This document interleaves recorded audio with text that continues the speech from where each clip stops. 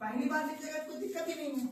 विश्वास आप जैसे मान लेते पहली बार अगर डिपेंड भी एक सेकंड, अभी मैं बैंक पढ़ाऊंगा तो वहां पे विस्तार से बताऊंगा, समझिएगा। बैंक में मान लेते हैं कि आपने बैंक का ग्राहक है, लेकिन आप कौन सा ग्राहक है, सही बात है। जैसे मान लीजिए कि आप सेविंग अकाउंट का ग्राहक है, ठीक है ना, या फिर आप करेंट अकाउंट का ग्राहक है, ठीक है, या फिर आप एफडी किए हुए हैं।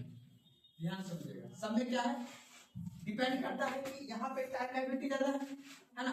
आप ग्राहक है बैंक का, आपने बैंक में अपना पैसा जमा किया, अब बैंक से आप क्या मांगना चाहते हैं, ऋण। तो अब डिपेंड करता है कि आप सेविंग में अगर रुपया रखे हुए हैं तो ये आपका क्या हुआ, डिमांड लायबिलिटी हुआ है, तो इसमें आपको कम ऋण मिलेगा, ठीक है ना। आपको ऋण जो मिलेगा कम मिलेगा, ठीक है, मिलेगा क्योंकि आप उसका ग्राहक है, आपको ऋण दिया जाएगा लेकिन कम देगा। करेंट अकाउंट में अगर आपने पेमेंट रखा हुआ है, ठीक है ना, तो उसमें आप डिपेंड ये भी करता है यहाँ पे बैंक कौन सा है। जैसे मान लेते हैं अगर आपका प्राइवेट बैंक में खुला हुआ है, ठीक है ना, तो अगर उसमें आपका ज्यादा रुपया रखा हुआ है तो उस हिसाब से आपको सब कुछ देगा। अब डिपेंड करता है कि कौन सा अकाउंट है, कभी कभी कोई सैलरी अकाउंट भी होता है, समझ बात को। सैलरी अकाउंट मतलब आप सरकार का आदमी है और आपका सैलरी अकाउंट खुला हुआ है, तो उसमें आपको बैंक अच्छा खासा ऋण दे देगा, ठीक है ना। लेकिन अन्यथा ऐसे ऋण जल्दी उपलब्ध नहीं कराया जाता है, जब तक कि आपको एसिड जमा नहीं कीजिएगा, कोई परिसंपत्ति जमा नहीं कीजिएगा।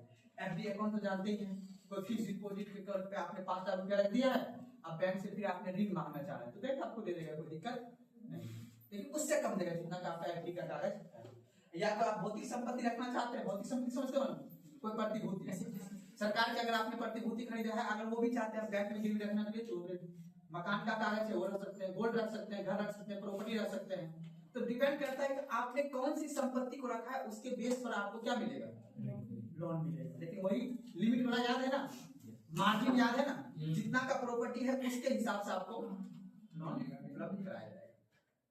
समझ आगे बात को। अब अगला देखिए याद रखना है आपको कि आज जो हम लोग पढ़ेंगे बैंक, क्या पढ़ेंगे बाबू, बैंक। अच्छा हमको एक बात बताइए, बैंक का काम क्या होता है बाबू, बैंक का काम क्या होता है, जमा को स्वीकार करना और उधारकर्ता को ऋण देना अपने ग्राहक को, ठीक है। अब बताइए बैंक है, मुख्य रूप से दिमाग में बैठा लेना, एग्जाम में पूछता है। अभी जो मैंने मॉनेटरी पॉलिसी पढ़ाया, यहां से सवाल भी पूछता है। अभी तक में आपने बस सिर्फ ये पढ़ा है मॉनेटरी पॉलिसी और आरबीआई। आरबीआई क्या है, एक केंद्रीय बैंक है, समझा। और आरबीआई के पास 2 एक्ट है, आपको मैंने पहले भी बताया था। एक आरबीआई एक्ट कौन सा, 1934।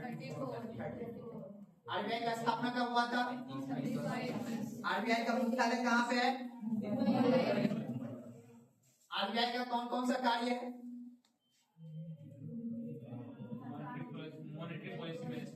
मौद्रिक नीति की समीक्षा करना, उसके बाद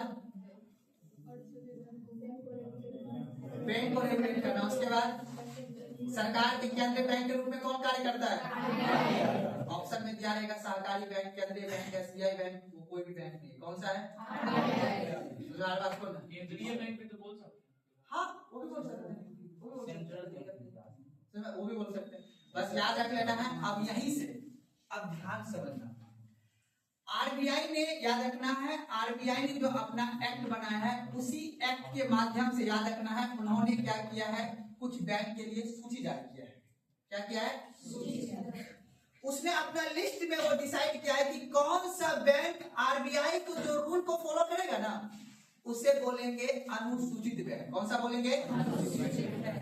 अर्थात जो हमारे देश में, याद रखना है, हमारे देश में जो बैंक की संरचना है, यानी बैंक जो है, वो बैंक जो है बाबू 2 प्रकार के हैं। एक होते हैं अनुसूचित बैंक और एक होते हैं गैर अनुसूचित बैंक। याद रख लेना है, अनुसूचित बैंक और एक कौन सा होगा बाबू, गैर अनुसूचित बैंक।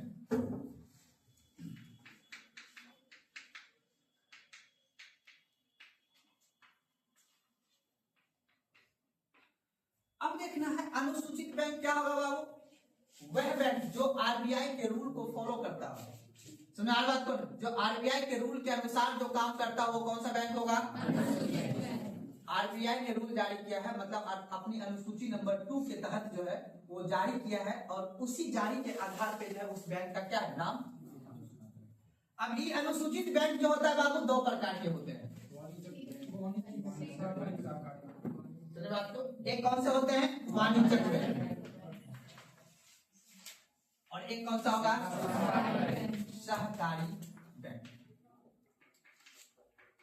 अब जो ये वाणिज्यिक बैंक है बाबू, ये भी कई प्रकार के होते हैं। सर को एक कौन सा बोले बाबू? सार्वजनिक बैंक। और एक कौन सा होगा बाबू? निजी बैंक। और एक कौन सा होगा बाबू? इसको नहीं पढ़ना है, बस समझ लेना है बस, ठीक है। सार्वजनिक बैंक जिस बैंक में समझ बात को सरकार की धारक क्षमता 51%, दूसरे में होगा 50% लिखा हुआ, 50 से अधिक लिखा हुआ, 51% का शेयर धारक किसका हो? सरकार का। वो सभी बैंक कौन सा होगा? निजी बैंक किसी एक यानी किसी वित्तीय संस्था के द्वारा चलाया जा रहा हो, वो क्या कहलाएगा आपका? निजी बैंक। अब याद रखना है, सार्वजनिक बैंक से ही एक बैंक बना है राष्ट्रीयकृत बैंक। राष्ट्र को जब समर्पित किया गया है तो कौन सा बैंक कहलाया जाएगा? राष्ट्रीयकृत बैंक। आपको पता है कि इंदिरा गांधी ने बैंक के माध्यम से वित्त का समावेशन करने के लिए यानी गरीबी को दूर करने के लिए, क्योंकि आपको पता है कि 1970 में, याद रखना 1976 में पहला बार क्या गया था और 80 में क्या गया था ना, द्वितीय बार। तो पहली बार 69 में, याद रखना 1969 में 14 बैंक का राष्ट्रीयकरण किया गया था। अब उसी समय गरीबी हटाओ का नारा दिया गया था, और गरीबी हटाओ के नारा के प्रावधान को ग्राउंड लेवल पर रखने के लिए उस समय जितने भी बैंक था सब प्राइवेट बैंक था। सुने बात को, क्योंकि ब्रिटिश कंपनी के अधिक से जो बैंक चलता रहा था, और उसके बाद कई सारे राजा राजवाड़ा का निवेश किए हुए से उस समय बैंक चल रहा था। तब जाके इंदिरा गांधी ने उन सभी बैंक को अपने अधीन सरकार के अधीन किया, और अपनी सरकार के पैसा को देख के वो बैंक को किसको समर्पित कर दिया? राष्ट्र को समर्पित कर दिया। सुना बात को, वो अभी लिखेंगे भी हम लोग। तो सार्वजनिक बैंक को ही हम लोग क्या बोलते हैं? राष्ट्रीय। एग्जाम्पल के तौर पे अभी देश में आपको पता ही है 12 जो है टोटल, पहले 27 था, अब हो गया है 12। सुनिए बात को, 12 वर्तमान में अभी सार्वजनिक बैंक है। सुनिए बात को, 12 अभी सार्वजनिक बैंक है, जिसमें जैसे आप लोग जानते हो SBI हो गया, यूनियन बैंक हो गया, ये सभी कौन सा बैंक है? सार्वजनिक। लेकिन आपसे पूछेगा HDFC, axis bank, ICICI bank, ये सब कौन सा हो जाएगा? सब निजी बैंक का मतलब आज के डेट में बहुत ज्यादा हो रहा है, और सार्वजनिक बैंक सीमित हो रहा है, कम हो रहा है। रीजन ये है कि देखो ऐसा नहीं होता है, लेकिन रीजन है क्योंकि हर आदमी ये चाहता है, हर आदमी के पास किस चीज का कमी है? समय का। किस चीज का कमी है? समय। अगर आपको कोई बैंक, ध्यान समझे, अगर कोई बैंक बोले आपको आने का कोई जरूरत नहीं है, आप घर पे रहिए, हम पहुंचेंगे आपके पास, तो आप किस अकाउंट के, किस कस्टमर के पास जाइए? उस बैंक के पास जाइए, घर पे आ रहे हैं, जो सम्मान के साथ आपको पानी भी पिला रहे हैं, चाय भी पिला रहे हैं, लेकिन आपको पता नहीं चल रहा है उसके बदले में आपसे क्या ले रहा है? वो पैसा। आप अगर एक निजी बैंक में अगर आपका अकाउंट खुला हुआ है, ICICI बैंक में या HDFC में या एक्सिस बैंक में आपका खुला हुआ है, तो अगर एक न्यूनतम राशि से अगर कम आपका जमा है ना बैंक में, तो आपको क्या देना पड़ेगा? शुल्क देना पड़ेगा। सुना है बात? ये कहाँ सुविधा देता है आपको? निजी बैंक। क्योंकि निजी बैंक आपको ऋण उपलब्ध ज्यादा कराता है। आपने देखा होगा फ्लिपकार्ट में ऑनलाइन अगर शॉपिंग करते हैं तो आपको एक्सिस बैंक का, HDFC बैंक का, ICICI बैंक का आपको क्या मिलेगा? छूट मिलेगा। अगर इससे आप रुपए पेमेंट करते हैं तो आपको कुछ % का क्या मिलेगा? इसमें रिस्क की खतरा ज्यादा है, जोखिम इसमें ज्यादा है। ये याद रखना है, ये सरकार के अनुरूप तो चलती है, समझ बात को ना, लेकिन रिस्पॉन्सिबिलिटी उतना सरकार नहीं लेती। आपका SBI बैंक हो गया, PNB bank, Punjab national bank हो गया, आपका यूनियन बैंक हो गया, ये सभी बैंक जो है आपका, इसमें सरकार की शेयर धारक है। अगर इसमें आपका कोई पैसा नुकसान होता है तो सरकार कुछ ना कुछ रुपया देने का काम। सर उसमें भी 2 लाख सरकार तो बोलती है, 2 लाख से ज्यादा का आपको रुपया रखना रखिएगा, 5 लाख है, 5 लाख से आप ज्यादा रकम रखिएगा, अगर कुछ बैंक भाग गया, कुछ भी हो गया, तो 5 लाख तक ही न्यूनतम देगी आपको सरकार। ये सब बता दिए, पहले भी बताया हूँ हमने क्लास में, सब बता दिए हैं कि कोई आदमी 4 लाख रखा था, उसको सरकार ने 5 लाख दे दिया, है ना? ये सब चीज डिबेट हो चुका है, ठीक है। कहने का मतलब, आपका कहने का मतलब है एक न्यूनतम राशि ही आपको सरकार दे सकती है। आपका कुल रुपया कितना जमा है वो मैटर नहीं करता है, सरकार आपकी कुल उसका न्यूनतम रुपया आपको समर्पित करेगी। वो आगे चल हम पढ़ेंगे, जब एनपीए बताएंगे तो वहां पे समझाएंगे। मुख्य रूप से आपको अब ये समझ लेना है कि बैंक दो प्रकार के, अनुसूचित बैंक और गैर अनुसूचित बैंक दो प्रकार के, वाणिज्यिक बैंक और सहकारी बैंक। अब याद रखना है, आपको याद रखना है सहकारी बैंक क्या होता है। कुछ समिति यानी अपने राज्य में, याद रखना है देश के ग्राउंड लेवल तक बैंक को पहुंचाने के लिए, देश में ग्राउंड लेवल अर्थात गांव तक वित्त का समावेशन करने के लिए सरकार ने बोला कि हमें सहकारी बैंक को भी क्या करना है, बढ़ावा देना है। नरसिम्हन समिति के आधार पर इस बैंक का बढ़ावा देने का काम किया गया था। समझ बात को, ये बैंक याद रखना, सहकारी बैंक राज्य सूची का भी विषय है और केंद्र सूची का विषय है। और ये जो बैंक है कौन सा बैंक, वाणिज्यिक बैंक जो है ये किसका है, सिर्फ यानी केंद्र सरकार का। समझ में बात ना, ये बैंक आपको केंद्र स्तर पर भी मिलेगा और राज्य स्तर पर भी मिलेगा और जिला स्तर पर भी मिलेगा और ग्राम स्तर पर भी मिलेगा। कौन सा, सहकारी बैंक। एक आता है विकास बैंक, डेवलपमेंट बैंक। समझ में बात ना, उसी बैंक के माध्यम के हिसाब से आपको कहीं ना कहीं आपको लोन वगैरह मिलने का प्रावधान होता है गांव वगैरह में। अगर आपको मत्स्य पालन के लिए सब्सिडी चाहिए तो आपको देगा शहरी सहकारी बैंक देगा लोन, अभी पढ़ाएंगे। अगर आपको कुटीर उद्योग छोटे, अगर आपकी मान लेते शहरी क्षेत्र में रहते हैं तो ये सहकारी बैंक दो प्रकार के होते हैं, एक ग्रामीण बैंक, ग्रामीण सहकारी बैंक और एक शहरी सहकारी बैंक। तो ये सहकारी बैंक का ये जिम्मेदारी मतलब सरकार ने बोला है कि आपको किसी छोटे छोटे मध्यम वर्ग को आपको ऋण देना है, बात को ना। और ये वाला बैंक को एटीट्यूड बहुत है, कौन सा बैंक को, क्योंकि ये बहुत पुराना बैंक है और इसके पास शेयर अर्थात साख की क्षमता बहुत अत्यधिक मात्रा में, इसके पास पैसा अधिक मात्रा में। ये बैंक अंडर द टेबल का बात है, ये बैंक है नेता और अधिकारी का। किसका ये बैंक है, सहकारी समिति के कुछ सदस्य के द्वारा बनाए गए बैंक कौन सा बैंक होते हैं, सहकारी बैंक कहलाता है। यानी कुछ सदस्य जो सहकारी समिति के जो कुछ सदस्य होते हैं उसी सदस्य के आधार पर ये क्या बनाए जाते हैं, बैंक बनाए जाते हैं। यानी गांव के कुछ या शहर के कुछ प्रमुख आदमी के द्वारा एक बैंक का नियुक्त किया जाता है और उसी के आधार पर इस बैंक का गठन किया जाता है। इस बैंक का मुख्य रूप से काम होता है गांव तक इसको आगे विकास करना। लेकिन सरकार ने जिस उद्देश्य से इसको बनाया था उस उद्देश्य का पूर्ति नहीं हो पाया। क्यों, क्योंकि रीजन ये था कि इसके जो कर्मचारी वगैरह हुआ करते थे इसको ट्रेनिंग वगैरह देने होने के लिए सार्वजनिक बैंक से बात की गई थी। यानी इसके जो स्टाफ होंगे इसका ट्रेनिंग वगैरह देने का काम सारा किसके पास, सार्वजनिक बैंक के पास। ये सही से नहीं दे पाया जिस वजह से सहकारी बैंक उतना ग्रोथ नहीं कर पाया। समझ मेरी बात आ रहा है, तो टॉपिक लिख लीजिए आप लोग बैंक। हाँ, सार्वजनिक बैंक जितना होगा सब राष्ट्रीय बैंक नहीं होगा। सार्वजनिक बैंक जितना होगा सब राष्ट्रीय बैंक नहीं होगा, बिल्कुल नहीं होगा। दोनों फिर एक कैसे हो गया? नहीं, एक इसलिए मैंने बोल दिया, देखो सार्वजनिक का मतलब होता है कि जहाँ पे सरकार की 51% जो है शेयरधारक मानता है उसे सार्वजनिक बैंक बोल देते हैं, ठीक है ना। अब उसी के अंतर्गत कुछ बैंक को विलय कर दिया गया, राष्ट्रीकृत कर दिया गया, समझ आ रहा है बात को। तो उसको हम राष्ट्रीकृत बैंक भी बोल सकते हैं आम चाल के भाषा, बस इतना याद रखना। हर सार्वजनिक बैंक राष्ट्रीकृत बैंक नहीं है, समझ बात को। जैसे कि अभी हम बताएंगे यूको बैंक, यूको बैंक का नाम सुना है, यूको बैंक एक सार्वजनिक बैंक है, राष्ट्रीकृत बैंक को नहीं।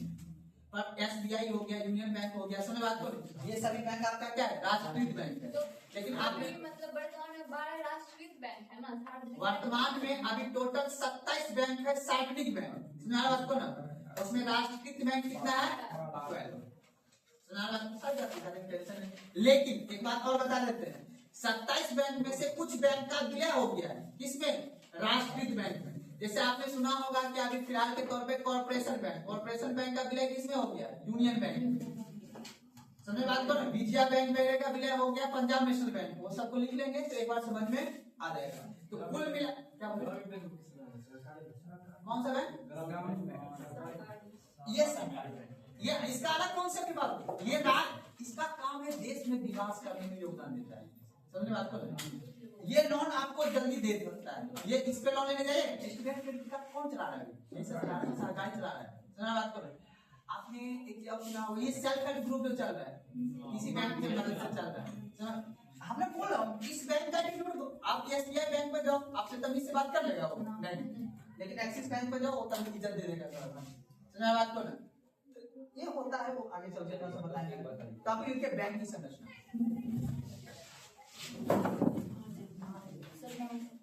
कहाँ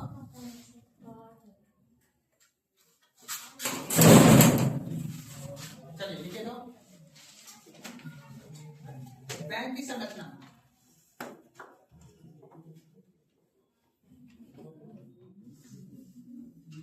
लिखिएगा अब तो लिख लीजिएगा। ऐसे करके डायग्राम बना लिया है ना? Yes sir. यहीं तक लिखना है, ये वाला इतना तक लिख के छोड़ देना है। ऐसे करके लिख के छोड़ दीजिए। उसके बाद सबसे पहला लिख लीजिएगा, बना लिया डायग्राम का बस आगे बढ़ जाइए। बस लिखिए अनुसूचित बैंक। टॉपिक लिखना है अनुसूचित बैंक, देखिए डैश। यहां से क्वेश्चन बहुत पूछता है, वो याद रखना। अब यहां सुन लो एक एग्जांपल के लिए। अगर आपसे पूछेगा वह बैंक जो आरबीआई के एक्ट से, कौन सा आरबीआई के कौन सा एक्ट है, बोलो ना जी। RBI act 1949 34। ये तो उसके लिए है, तो बैंक के लिए तो आरबीआई के एक्ट है ना, आरबीआई कैसे काम करेगी, किस हिसाब से काम करेगी, है ना। उसी एक्ट में उन्होंने एक अपनी सूची बना रखी है। ये सूची के अंतर्गत ये सभी बैंक है। तो आरबीआई एक्ट, आरबीआई अधिनियम 1934 के अनुसार जिस सूची के अंतर्गत जो बैंक आएगी वो सभी कौन सा बैंक आएगा, अनुसूचित बैंक। वही बैंक जो है आरबीआई के रूल को फॉलो करेगा। तो लिखिए अनुसूचित बैंक देखे गए वह सभी बैंक, वह सभी बैंक,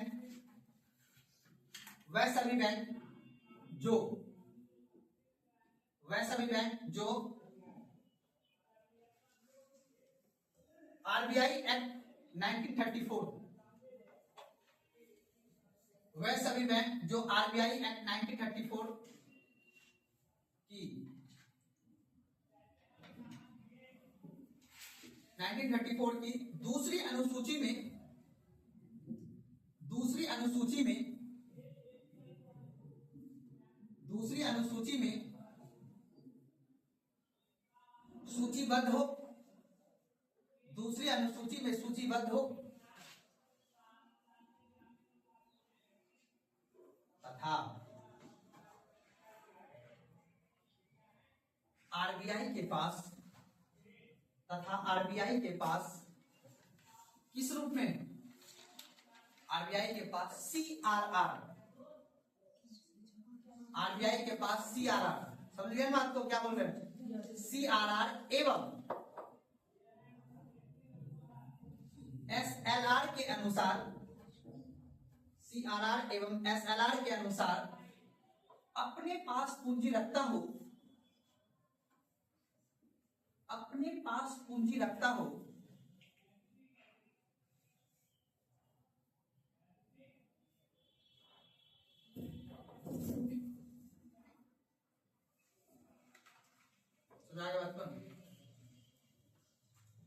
इन सभी को, इन सभी को आरबीआई द्वारा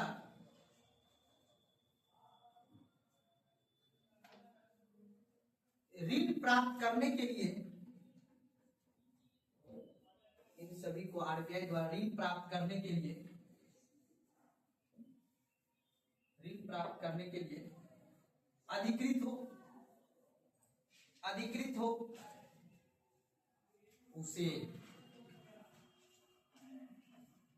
उसे अनुसूचित बैंक कहते हैं।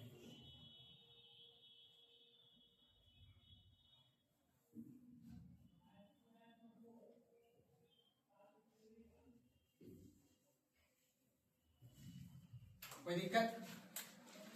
एग्जाम में सवाल देखो ऐसे भी पूछ सकता है, निम्नलिखित में से कौन सा ऐसा बैंक है जो अनुसूचित बैंक है और गैर अनुसूचित बैंक। सुना बात को, लिखिएगा गैर अनुसूचित बैंक। लिखिए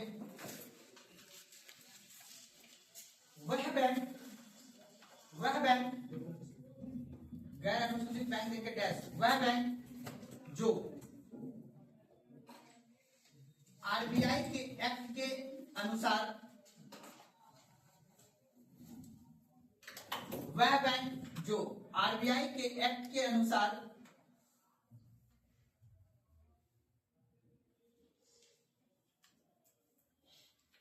आरबीआई के एक्ट के अनुसार तथा आरबीआई द्वारा दी गई शर्तें को तथा आरबीआई द्वारा दी गई शर्तें को तथा आरबीआई द्वारा दी गई शर्तें को पूरा ना करने के कारण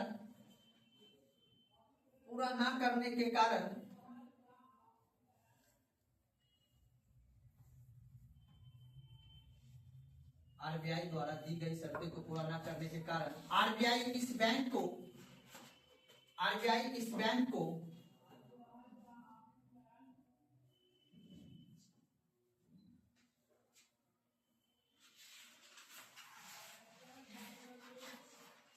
दूसरी अनुसूची से बाहर रखा है।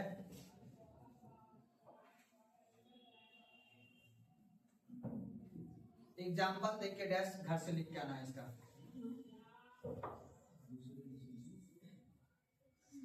क्या लिखेंगे? इस बैंक को दूसरी अनुसूची से बाहर।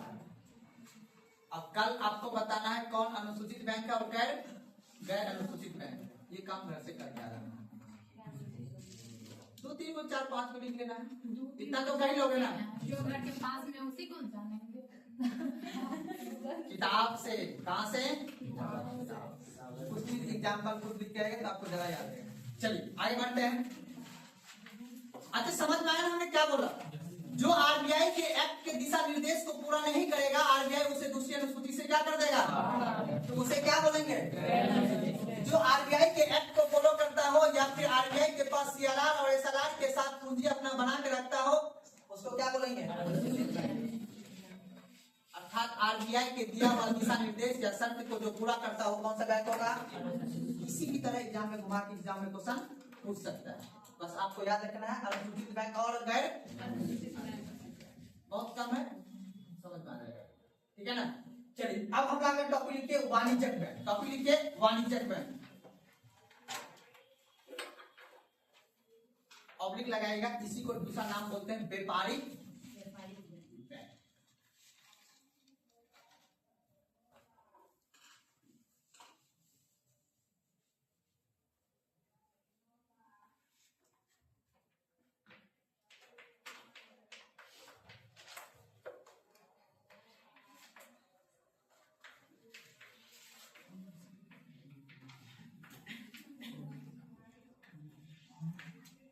वर्ड से क्या लग रहा है? वर्ड से क्या पता चलता है? वाणिज्यिक मतलब क्या होता है? वाणिज्यिक मतलब क्या होता है? व्यापार। आपको पता ही है अपने देश में एक व्यक्ति आया था जिसका नाम था, क्या नाम था? व्यापार करने कौन आया था? कोलंबस या वास्को डी गामा? है ना? बहुत आदमी कोलंबस का भी नाम ले लेते हैं। अभी भी अपने क्लास में कुछ लड़कियों को छोड़ के कुछ लड़कों को छोड़ के अभी भी पूछ देंगे तो पता ही है ना? लेकिन खैर छोड़िए, अब समझिए बात। हमारे देश में बैंकिंग का इतिहास याद रखना है। मैं अब बात स्टार्ट हुआ है वाणिज्यिक बैंक। आपको पता है कि अपने देश में 1765 में द्वैत शासन प्रणाली लगा था। द्वैत शासन प्रणाली का मतलब है कि टैक्स को एकत्रित करने के लिए अंग्रेज सबसे पहले आगे आया। कौन आया? अंग्रेज। जब अंग्रेज आगे आया तो उसी के बाद जो है याद रखिएगा अपने देश में बैंक को क्या किया गया? ग्रोथ किया गया और हम लोग जो है कागजी मुद्रा पे कन्वर्ट हुए। कौन सा मुद्रा पे? उससे पहले हम लोग के देश में मुगल का काल हो या दिल्ली सल्तनत या प्राचीन का काल हो, उस समय कौन सा चलता था? सिक्के का। चाहे वो सोने का हो, तांबे का हो, कांसे को, उसके डिबेट में तो हम अभी नहीं जाएंगे। तो कहने का मतलब है ब्रिटिश काल जब आया, अंग्रेज के काल आया, तो अंग्रेज के काल में अपने देश में कागजी मुद्रा का प्रारंभ हुआ और उसी समय से बैंक का भी क्या हुआ? प्रावधान स्टार्ट हुआ। और उस समय कुछ व्यक्तियों अर्थात कुछ अंग्रेज व्यक्ति ने मिलकर अपना बैंक बनाने का काम प्रारंभ किया। उसका नाम था अलेक्जेंडर कनिंघम। नाम सुने होंगे? अलेक्जेंडर कनिंघम ने सबसे पहले अपने भारत में बैंक का स्थापना किया, वो जो कि लेकिन ब्रिटिश भारत था। कौन सा भारत था? ब्रिटिश भारत। आजाद आने कहने का मतलब भारतीयों द्वारा पहली बार एक पंजाब नेशनल बैंक का गठन किया गया, यानी भारतीय व्यक्तियों के द्वारा।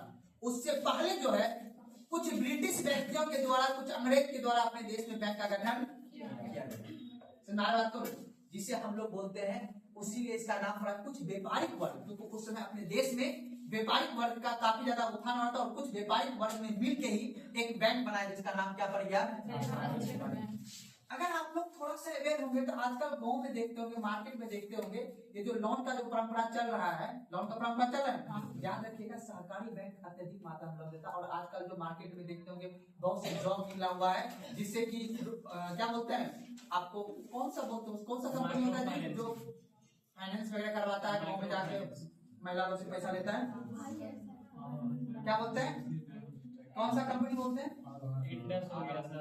अरे कोई बैंक है, देखो समझने की बात, मुख्य रूप से मैं आपको ये बताना चाह रहा हूँ कि सहकारी बैंक क्या कर रही है अभी, गांव के महिला वर्ग को, अर्थात गांव के जो उस वर्किंग पॉपुलेशन को पैसा दे रही है जो समाज की मुख्य धारा में जुड़ा हुआ।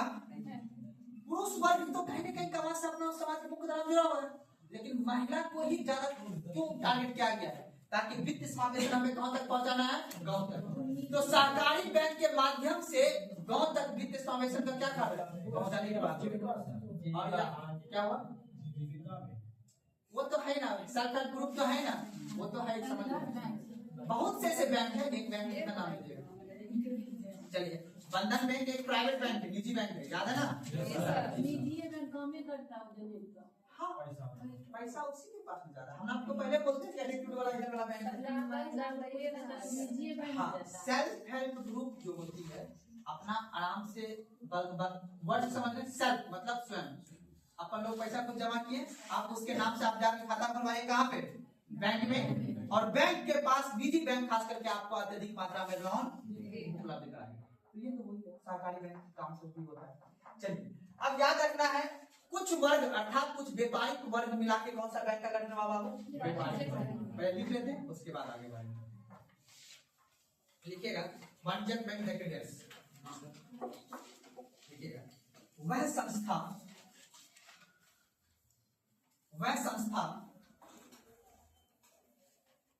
जो जनता से जमा स्वीकार करती हो,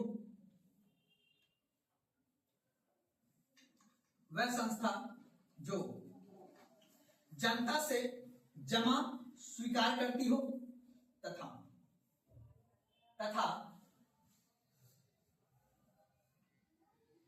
उन्हें उपभोग व्यय एवं निवेश व्यय के लिए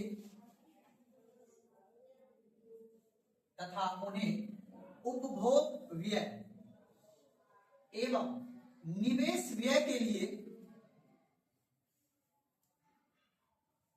ऋण उपलब्ध कराती हो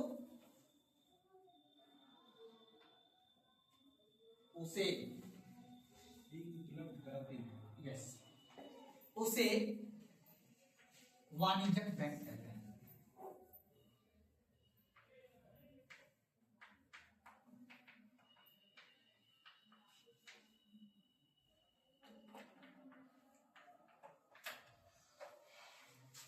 चलिए अब थोड़ा सा वर्ड समझ गए ना, बैंक क्या होता है? बैंक एक ऐसी संस्था हो जनता से या व्यक्ति से, कुछ भी वर्ड बोल सकते हो, क्या स्वीकार करता हो?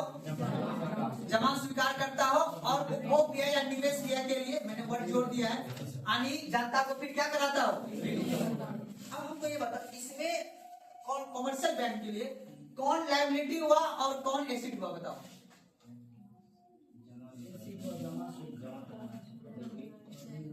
इसमें लायबिलिटी कौन है और एसेट कौन है?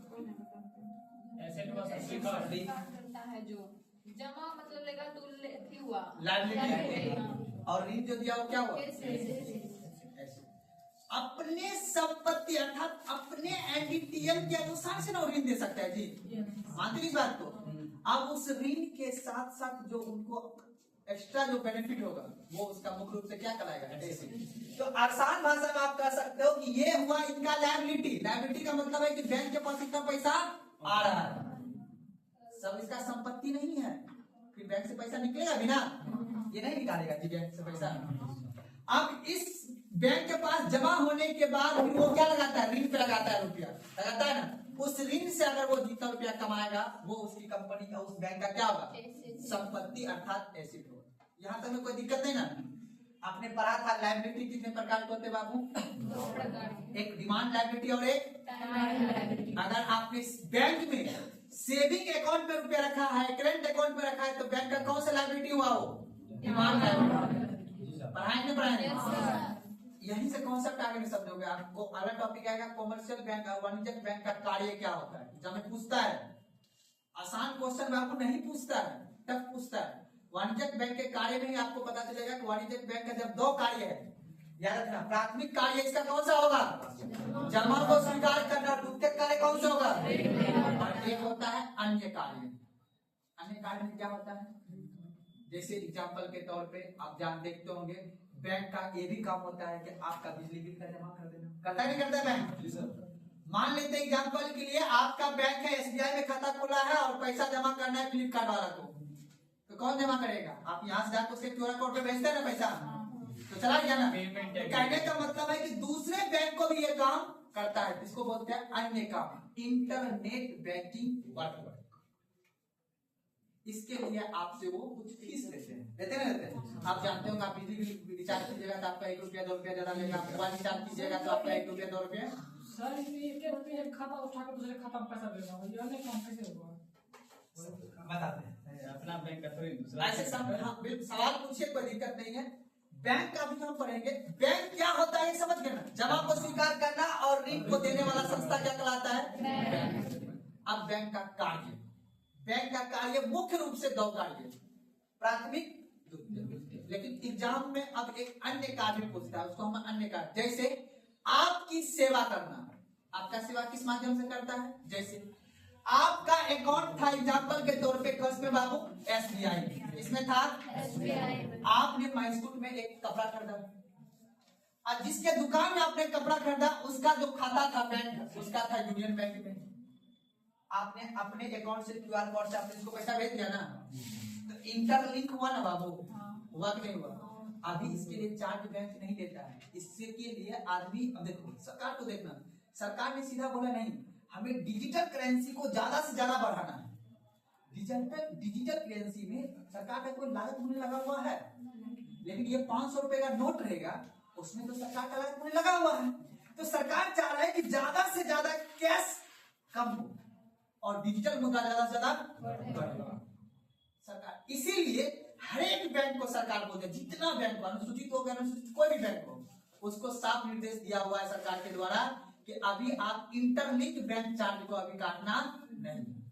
लेकिन अगर सरकार ने आपका बिजली बिल अदा किया, मतलब सरकार मतलब कहने का मतलब बैंक जो है SBI ने आपका बिजली बिल अदा किया या फिर आपने रिचार्ज करवाया, वहां से आपसे 1-2 रुपया लेता है। तो इसके बाद आप अगर अपना पेटीएम से, फोन पे से अगर मोबाइल रिचार्ज कीजिएगा तो मोबाइल रिचार्ज 299 का है तो आपको 301 रुपया कटेगा, होता है ना। ये 2 रुपया क्या लिया आपसे, GST नहीं, ये बैंक लिया, बैंक इंटरलिंक चार्ज। GST तो इंक्लूड है उसमें पहले से, रिचार्ज में क्या ना GST पहले से ऑलरेडी इंक्लूड है। क्या बोले बाबू, प्लेटफॉर्म चार्ज, कुछ भी बोल सकते हो, कोई बड़ी बात नहीं, उसको इंटरलिंक बैंक चार्ज बोलते हैं आसान भाषा में, समझे बात। प्लेटफॉर्म चार्ज तो अलग है, फ्लिपकार्ट वाला आपसे अलग है, समझा रहा हो। वो कौन सा हुआ, अन्य चार्ज, अर्थात बैंक ने आपको सेवा दिया, उसको कौन सा बोलेंगे, अन्य कार्य।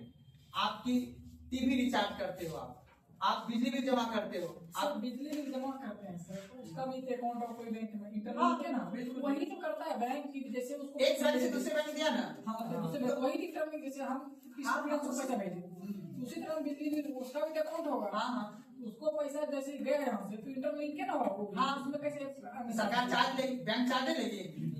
आपको बता, आपका खाता किसमें है, वाणिज्यिक बैंक का एग्जांपल के लिए SBI बैंक, और आप दे रहे हो दूसरे बैंक को पैसा, वो अलग बैंक है ना, वो ग्राहक आप उसका है, इस बैंक का नहीं है ना।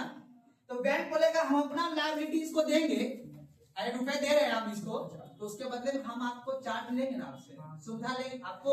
नहीं तो लीजिए आप अपना पैसा हमको दिया, हम पैसा हम आपको देंगे, हम दूसरे को क्यों देंगे पैसा? तो बैंक आपको लायबिलिटी दे देता है, फिर यहाँ से लेके आप फिर बाइक से जाते हो दूसरे बैंक वाला के पास, लीजिए आप पैसा। होता नहीं होता? ऐसा सुविधा है अभी, आप बैंक बैंक में वापस हो जाता है। इसीलिए इसको बोलते हैं इंटर बैंक चार्ज लेता है बैंक। समझ बात को? तो सरकार ने भी बंद किया हुआ है कि हाँ सरकार, लेकिन आपस के क्षेत्र में, आपस क्षेत्र मतलब ग्रामीण क्षेत्र में क्या रखा है, जैसे अभी आप मार्केट में आप कहीं शॉपिंग कीजिए किसी दुकान पे, आपका पेटीएम फोन पे है एसबीआई का, लेकिन आप कोटक महिंद्रा में कर देते हो पेमेंट, करते ना करते हो? जैसे खुद का ही 2 अकाउंट है, 2 अलग-अलग अकाउंट, खुद में ही पैसा भेज दिया, हाँ। सबको दे सकते हैं। तो इंटरनल चार्ज तो उसमें ऐड होता है।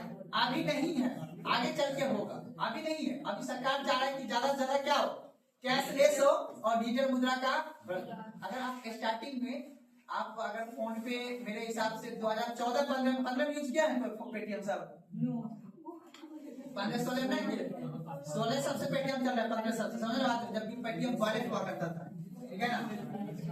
तो याद रखना है, यानी कि जिस समय डिमोनेटाइजेशन हुआ था ना, डिमोनेटाइजेशन समझ रहे हो ना, 2016 को 8 नवंबर 2016 को हुआ था ना डिमोनेटाइजेशन, रुपए जो बंद हुआ था विमुद्रीकरण, उससे 1 से या 1.5 साल पहले पेटीएम आ गया था।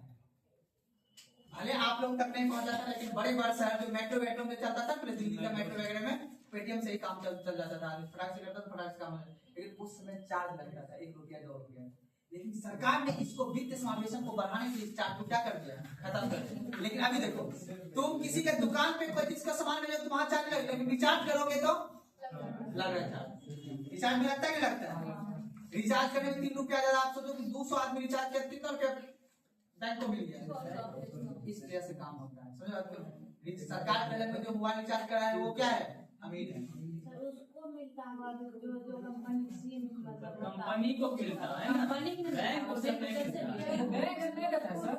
अभी आपके सामने समझो मेरी बात को,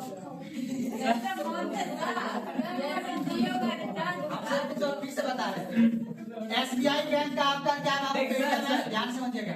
सर देखिए हम बताते हैं, वहाँ चार्ज तब बैंक कमाता जब डेबिट कार्ड यूज होता है ना रिचार्ज पे, तब बैंक चार्ज कमाता है, यूपीआई पे नहीं कमाता है। यूपीआई के लिए जब डेबिट कार्ड यूज करते तब बैंक चार्ज लेता है। अगर मान लेते हैं एग्जांपल के सामने दिएगा, अभी डेबिट क्रेडिट का हमें बात नहीं करना है, अभी फोन पे की बात नहीं करना है। हम आपको ये समझा रहे हैं कि सरकार अगर अन्य कार्य को समझना है, सरकार अगर आप बैंक अगर ने आपकी सुविधा को पूर्ति किया तो उसके बदले में बैंक आपसे क्या लेगा, शुल्क लेगा, जो वो क्या कहलाता है, अन्य कार्य कहलाता है। अब आपको क्रेडिट से पेमेंट करो या डेबिट से पेमेंट करो, सरकार की वो पॉलिसी रहती है। अगर यूपीआई एक गवर्नमेंट की संस्था है, उसी के हिसाब से सरकार ये चाह रही है कि हमें कौन सी मनी को बनाना है, डिजिटल मनी। इसीलिए अभी वैसा कोई चार्ज नहीं रहेगा।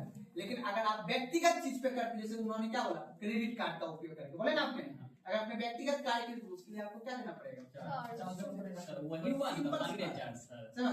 तो वही बात अब मान लेते हैं एग्जांपल के लिए, अगर अपना फोन का आप रिचार्ज कर रहे हो, ठीक है ना, तो फोन का रिचार्ज कर रहे हैं तो वहां पे आप उस हिसाब से पेमेंट आपको देना पड़ेगा, 2 रुपये 3 रुपये। और आप बोले उसको नहीं जा रहे हैं, बैंक रख रहा है अपने पैसा पास में, आप रिचार्ज कीजिएगा 399 का, आपसे कटेगा 402 रुपया, तो 3 रुपया एक्स्ट्रा आपके अकाउंट से कटा, तो बैंक अपने पास रखा, रिचार्ज हुआ 399 का ही। समझ बात को ना, ये बैंक शुल्क लेती है, कोई दिक्कत है ना। अब याद रखना है मुख्य रूप से 2 बार, प्राथमिक कार्य और द्वितीयक कार्य और अन्य कार्य। पहले बैंक समझ में सस्ता भी उपलब्ध कराती है, उसके बाद लिखिएगा अगला पॉइंट लिखिएगा, हाँ अगला पॉइंट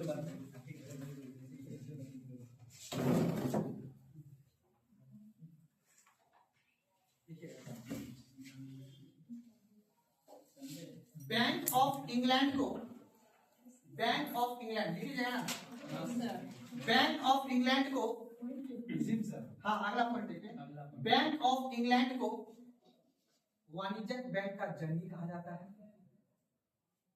बैंक ऑफ इंग्लैंड को वाणिज्यिक बैंक का जननी कहा जाता है।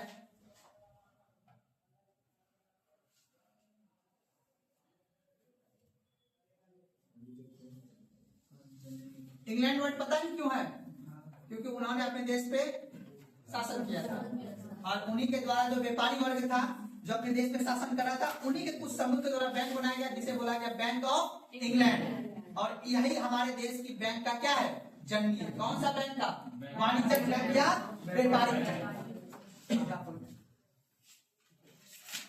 भारत में पहला वाणिज्यिक बैंक, भारत में पहला वाणिज्यिक बैंक, भारत में पहला वाणिज्यिक बैंक 1770 में, 1770 में,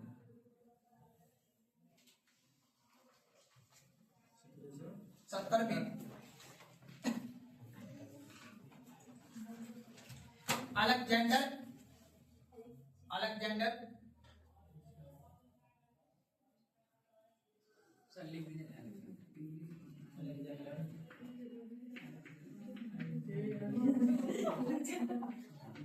ऐसे लिख लीजिएगा, अलेक्जेंडर हाँ अलेक्जेंडर लिखिए, उतारिए, लिखिए अलेक्जेंडर एवं कंपनी द्वारा, अलेक्जेंडर एवं कंपनी द्वारा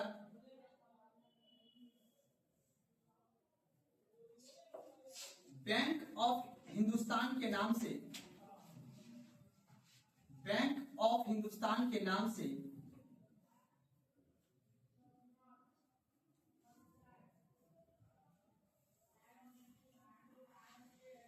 भारत का पहला वाणिज्यिक बैंक प्रारंभ किया गया। भारत का पहला वाणिज्यिक बैंक प्रारंभ किया गया। भारत का पहला वाणिज्यिक बैंक प्रारंभ किया गया।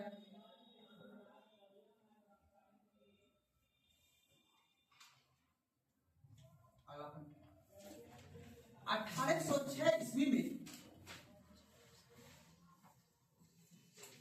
बैंक ऑफ कलकत्ता, 1806 ईस्वी में बैंक ऑफ कलकत्ता,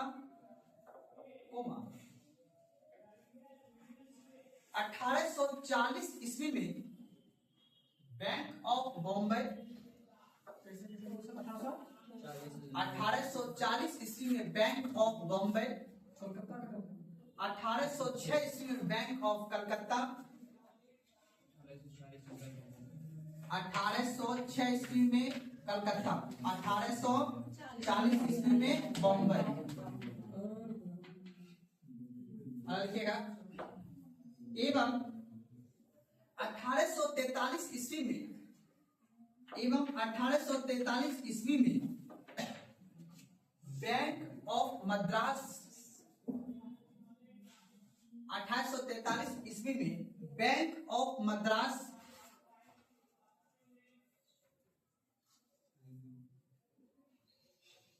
खोला गया।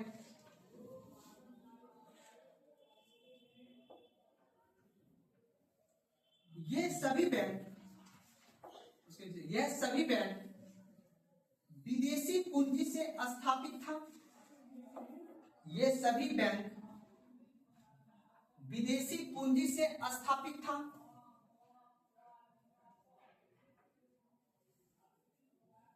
ये सभी बैंक विदेशी पूंजी से स्थापित था।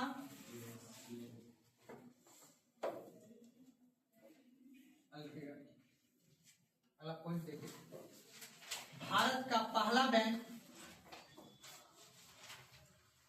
1894 में, भारत का पहला बैंक 1894 में पंजाब नेशनल बैंक के रूप में स्थापित किया गया। 94 भारत का पहला बैंक 1894 में बैंक यानी पंजाब नेशनल बैंक के रूप में स्थापित किया गया।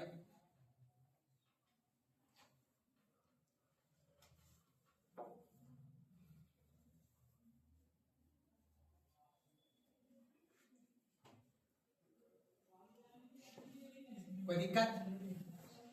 अच्छा देखो, अभी उतना डिटेल नहीं ले रहे हैं, बस इतना सा अगर बात समझ जाओगे तो आपको समझ में आ जाएगा। अगर आपने पढ़ा होगा ब्रिटिश भारत का भू राजस्व सिस्टम, तो आपको पढ़ा होगा भू राजस्व सिस्टम, समझ रहे हो बात को। पहली बार देश में जो है 1793 ईस्वी में अस्थायी बंदोबस्त लगाया गया था, आपको पता होगा 1793 में, ठीक है। और उसी समय कलकत्ता, याद रखिएगा, फिर मद्रास और फिर बम्बई, इन 3 क्षेत्र में राजस्व का अत्यधिक क्या हुआ, बढ़त हुई। और इसी क्षेत्र में पहली बार ब्रिटिश के द्वारा, ब्रिटिश उद्योगपतियों के द्वारा यहाँ पे क्या स्थापित किया गया था। सर यही तीनों क्षेत्र क्यों चुना गया? इसका जवाब इतिहास में, लेकिन तब पर बता देते हैं, रीजन तुम समझो। इस क्षेत्र को इसलिए क्योंकि इस क्षेत्र में किस चीज की खेती होती थी, कपास, ठीक है ना। क्योंकि ये तीनों क्षेत्र बनकर कहाँ से, यानी समुद्र से जुड़ा हुआ। और बंगाल प्रांत जो है चावल की खेती के लिए, ठीक है ना। और दूसरी बात था यहाँ पे चाय अत्यधिक मात्रा में होता है, तो आपने दार्जिलिंग की चाय। तो यहाँ से कपास और नील, यहाँ से चाय और नील, और इस क्षेत्र से मसाला। सही बात तो नहीं। इसीलिए अंग्रेज ने इन तीनों क्षेत्र को गहराई से अध्ययन किया, क्योंकि बाबू भारत, देखो अब ज्योग्राफी में उतना डिटेल नहीं जाना है, बस समझ लो भौगोलिक विविधता भी भारत में काफी ज्यादा है। भौगोलिक विविधता, जलवायु अलग अलग प्रकार के अपने यहाँ है ना। अभी सोचो यहाँ पे तापमान अभी इतना है, तो यहाँ पे अत्यधिक तापमान होगा। इधर तापमान अधिक होगा, तो कहने का मतलब तापमान में होने वाला जो पौधा, फसल है या कोई भी चीज है, यहाँ पे अत्यधिक मात्रा। वही बिहार में खरीफ का फसल रबी में होता है, मक्का का होता ही नहीं होता है। तो खैर वो अलग चीज है। तो कहने का मतलब अंग्रेज ने इसी क्षेत्र में गुलाम बनाया था, ठीक है ना। इससे फिर अपना विस्तार होते गया, और भी कहानी है वो इतिहास। चलिए आप देखिए, समझिएगा। ये समझ के इस बैंक का स्थापना हुआ बाबू पहले 1806 में कहाँ पे हुआ बाबू, कोलकाता में। 1840 में कहाँ हुआ, बम्बई में। फिर 1833 में कहाँ हुआ, मद्रास में। इसी तीनों बैंक को एक कर दिया था। समझ में बात को ना, वो आगे चल के समझे। यहाँ तक कोई दिक्कत है ना। चलिए अगला पॉइंट लिखिए, वाणिज्यिक बैंक का कार्य। कब लिखेगा, वाणिज्यिक बैंक का कार्य। वाणिज्यिक बैंक का कार्य,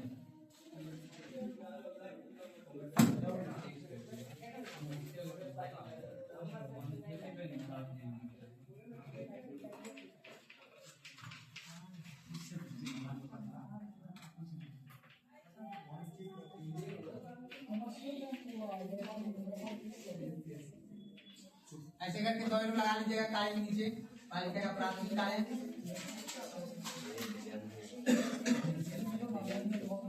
द्वितीयक कार्य, द्वितीयक कार्य। प्राथमिक कार्य के अंतर्गत लिखना है जमा स्वीकार,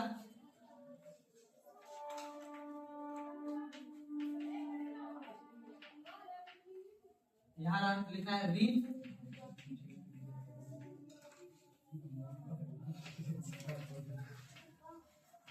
ऋण उपलब्ध। जमा स्वीकार लिखना है saving deposit account, saving deposit,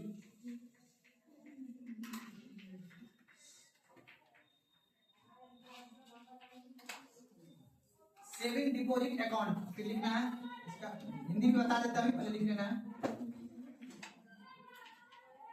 current deposit account, fix deposit account,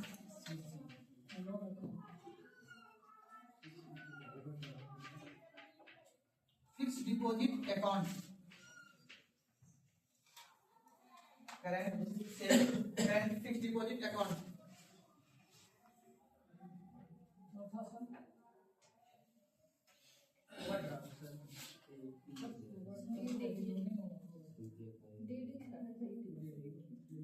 लीजिए ना,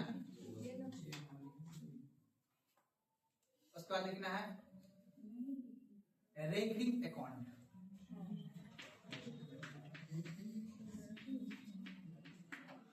रेकरिंग REACKR, रेकरिंग अकाउंट।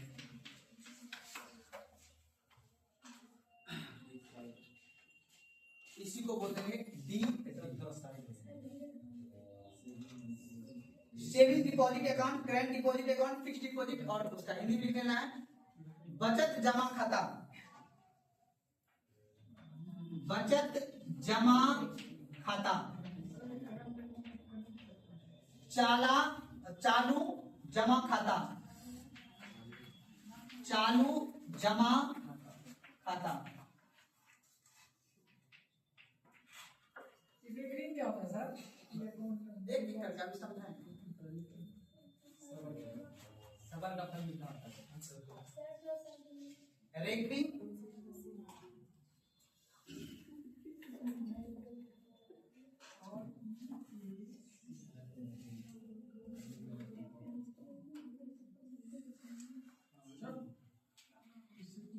तुम लोग बदमाशी नहीं करना है।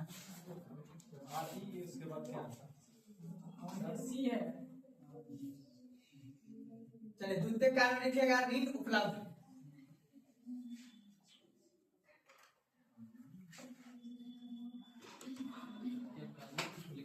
ऋण उपलब्ध में लिखना है नगद जमा,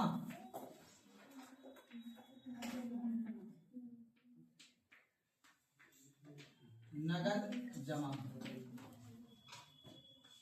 बैंक ड्राफ्ट,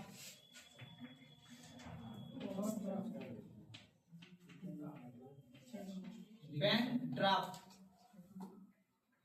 उसके बाद लिख लेना है डिमांड लोन,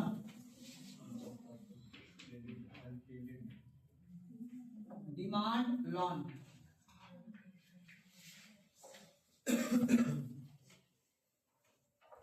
और लास्ट लिख देना है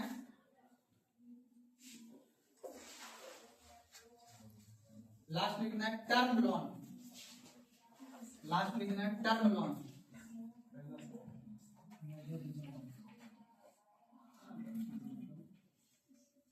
किस्ती वाला loan.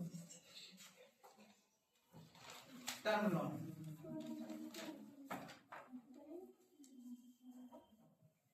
Bank draft, demand loan और टाइम लोन। हिंदी लिख लीजिएगा उसका, बल लिखा देंगे उसमें। सर बैंक ड्राफ्ट का ओवरड्राफ्ट तो सुने हैं। ओवरड्राफ्ट सुने हैं। बैंक ओवरड्राफ्ट उसी का पूरा नाम है बाबू। डिमांड लोन हिंदी क्या है? हिंदी बता रहे हैं, हिंदी मांग ऋण।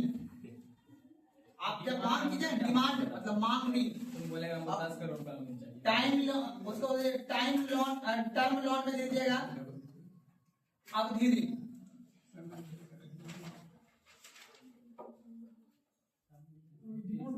अवधि ऋण। बैंक अपने नाम से लोन देता है उसको।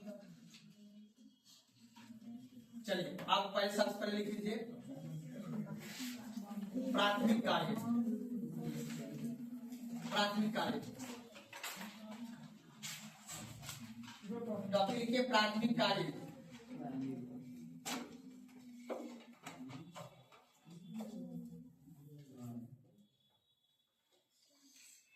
ठीक है जी, प्राथमिक कार्य।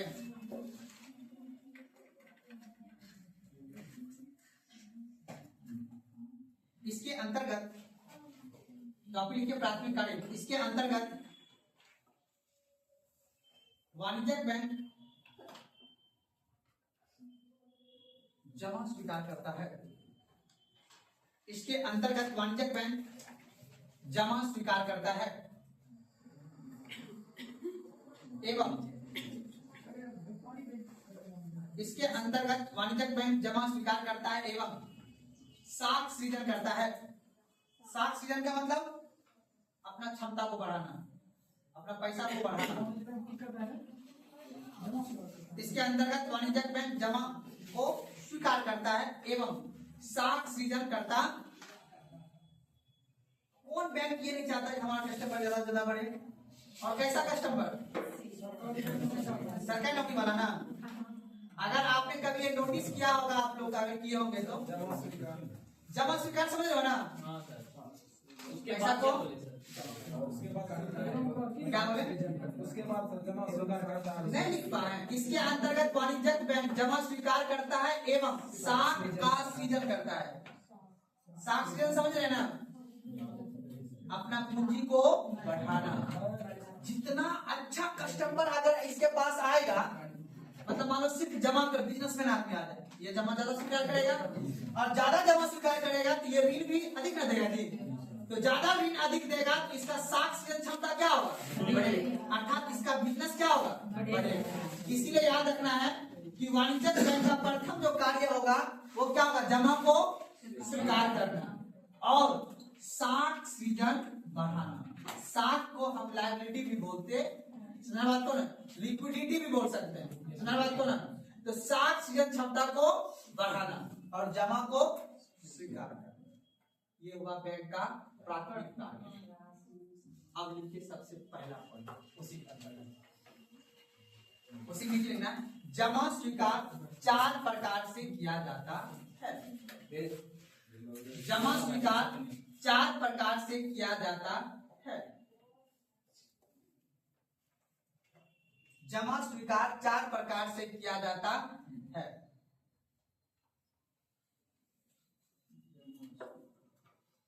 पहला लिखना है सेविंग डिपॉजिट अकाउंट। पहला नंबर लिखना है सेविंग डिपॉजिट अकाउंट, ब्रैकेट में बचत जमा खाता। सेविंग डिपॉजिट अकाउंट, ब्रैकेट में बचत जमा खाता।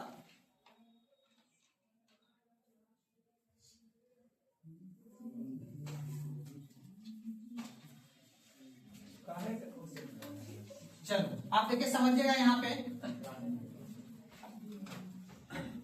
यहाँ देखिएगा। अब इस बैंक के अंतर्गत बाबू कितने प्रकार से आप खाता खोल सकते हो बाबू? सबसे पहला कौन सा बाबू? सेविंग। कौन सा बाबू? याद रखना है, सेविंग डिपॉजिट अकाउंट में अगर आपका खाता है तो आपको यानी जमा जो है कुछ राशि को जमा कर सकते हैं और कुछ राशि को निकाल सकते हैं। किसमें? और इस पर आपको न्यूनतम ब्याज दर उपलब्ध कराई जाएगी। लेकिन एफडी अकाउंट में है तो अधिकतम ब्याज दर उपलब्ध कराएगी। आपसे एग्जाम में पूछेगा किस, और बोलेगा न्यूनतम, न्यूनतम से भी नहीं, किस अकाउंट पर ब्याज दर नहीं मिलेगा? Current account. अगर आपने करेंट अकाउंट यानी करेंट डिपॉजिट अकाउंट में अगर आपने पैसा रखा है तो आपको ब्याज दर नहीं मिलेगा। अगर कब न्यूनतम ब्याज दर किससे मिलेगा और अधिकतम कहाँ मिलेगा बाबू? एफडी डिपॉजिट अकाउंट पर। आपने कोई एफडी कर दिया तो वहां पे अधिकतम आपको ब्याज दर मिलेगा, इस पर आपको नहीं मिलेगा, इस पर आपको कम मिलेगा। मेरी बात समझ में आ रहा है ना? करंट अकाउंट का सब बैंक रुपया यूज नहीं करता होगा, करती है ऐसे, लेकिन निजी बैंक में अगर आपने करंट अकाउंट जमा किया है ना और आपका सीवी अच्छा है तो आपके जमा पूंजी से भी अधिक रुपया आपको मिलेगा ऋण। अगर जैसे मानते हैं कि आपने करंट अकाउंट में जमा किया है 1 करोड़ रुपया, सर करंट अकाउंट में रुपया जमा थोड़े करने के करंट अकाउंट खुला जाता है, उसको तो पैसा मतलब चालू करने के लिए मतलब रुपया जमा नहीं आपने 1 करोड़ रुपया करंट अकाउंट में रखा है, आपको इस पर ब्याज नहीं मिलेगा। आप इस रुपया से आप ऑनलाइन पेमेंट कर सकते हो, बिजनेस वगैरह अपना चला सकते हो, ये आप कहना चाह रहे, समझ गए आपकी बात। लेकिन उसके आगे समझना है, अगर आप यहाँ से यानी इस बैंक का कस्टमर बन के और उसके अकाउंट में पैसा रख के आप 1 करोड़ का काम कारोबार कर रहे हैं, उससे बैंक का क्या साख सृजन क्षमता बढ़ रहा है ना। जब साख सृजन क्षमता उसका बढ़ रहा है तो बैंक आपको बोलेगा आइए हम आपको ऋण देंगे। सही बात तो, अगर उसका आप विश्वासी ग्राहक बनिएगा तो करेंट अकाउंट में याद रखना है, करेंट अकाउंट में अगर आपका खाता है तो आपको ऋण मिलेगा, ठीक है ना। अधिक ऋण मिलेगा किस पे? फिक्स डिपॉजिट अकाउंट में अगर आपका रुपया रखा है तब ऋण अधिक मिलेगा। तो ऋण वाले चैप्टर में समझेंगे, पहले आप यहाँ समझ लीजिए। अकाउंट कितने प्रकार के बाबू? मुख्य रूप से 3 प्रकार के। कौन सा? सेविंग, करेंट और एफडी। याद करो ना, सबसे ज्यादा रुपया कौन से अकाउंट में मिलेगा? फिक्स डिपॉजिट अकाउंट में। नहीं, किस पे नहीं मिलेगा? ये बात लिखना है, बस एग्जाम में पूछना लिखिएगा। सेविंग ड्राफ्ट अकाउंट, ब्रैकेट में बचत जमा डैश देख लीजिए। छोटी बचत को प्रोत्साहन देने के लिए, छोटी बचत, मैं गरीब आदमी का काम 200 रुपया जमा करेंगे बैंक में, तो छोटी बचत को प्रोत्साहन देने के लिए, छोटी बचत को प्रोत्साहन देने के लिए छोटी बचत को प्रोत्साहन, प्रोत्साहन समझ रहे हो ना, हौसला, छोटा छोटा पैसा जमा कर करके एक दिन बड़ा मानेगा जी। देखिए, छोटी बचत को प्रोत्साहन देने के लिए बैंक इन खाता को खोलती है। छोटी बचत को प्रोत्साहन देने के लिए बैंक इन खातों को खोलती है तथा जमाकर्ता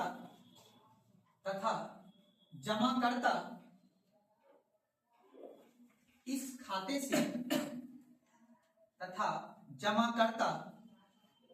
खाते से एक निश्चित मात्रा में ही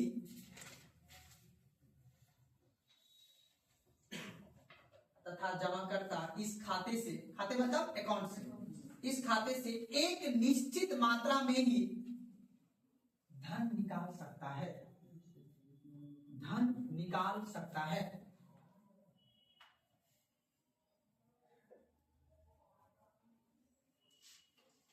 अगला पॉइंट, धन निकाल सकता है, एक निश्चित मात्रा में धन निकाल। अगर आपका सेविंग अकाउंट है और अकाउंट में 10 लाख रुपया, आप तुरंत हमको 10 लाख चाहिए नहीं, आपको 1 से 2 दिन में 3 दिन में आपको ऑनलाइन करके क्या बोले वो है, एक लिमिट में रहता है, होगा अपर लिमिट लगा हुआ रहेगा ना आपके अकाउंट में। अगर आप बार ट्रांजेक्शन कर रहे हैं, मान लेते हैं आपके अकाउंट में 10 लाख रुपए, एग्जाम्पल दे रहा हूँ, आपके अकाउंट में 10 लाख है, अपर लिमिट आप बोले हम 9,90,999 रुपए निकालना चाह रहे हैं, तो आप पे अपर लिमिट लगा होगा आपके अकाउंट में, आप नहीं कर सकते हैं। तुम्हारी बात को ना ऑनलाइन नहीं होगा अकाउंट, कभी देखिएगा पता चलिए।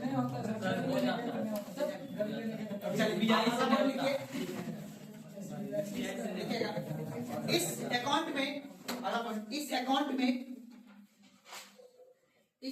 में ब्याज दर, इस अकाउंट में ब्याज दर कम रहता है, कम रहता है, डाटा नहीं लिखना है। इस अकाउंट में ब्याज दर कम रहता है तथा इस अकाउंट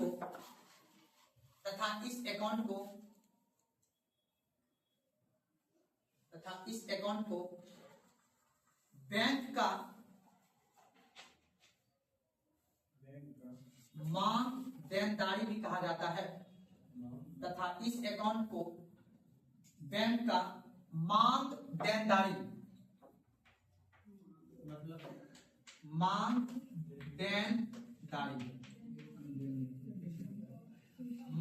देनदारी कहा जाता है। कहने मतलब समझे इसका? नहीं समझे? यानी बैंक से आपका मांग और बैंक का देना इस खाते में अधिक होता है।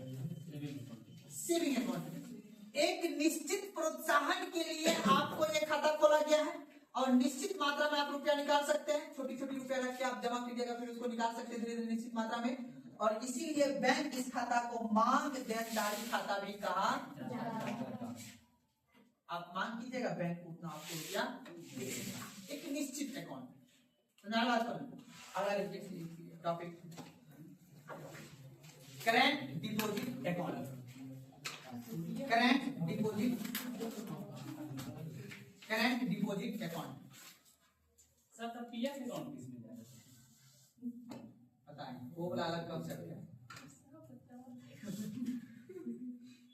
चलिए आइए, कोई नहीं, चलिए क्या है सर? क्या है? पूछ रहा है चालू जमा खाता नहीं, अरे आपका नहीं है, जो शब्द है सब सर मांग देनदारी का हिंदी पूछ रहा है। चालू जमा खाता वो हिंदी है बाबू, वो हिंदी है। चलिए लिखिए, हर चीज का हिंदी जानना है।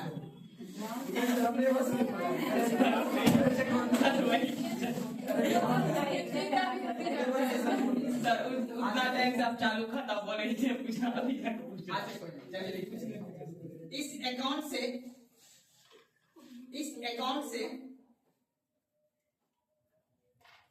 इस अकाउंट से जमाकर्ता, इस अकाउंट से जमाकर्ता किसी भी समय,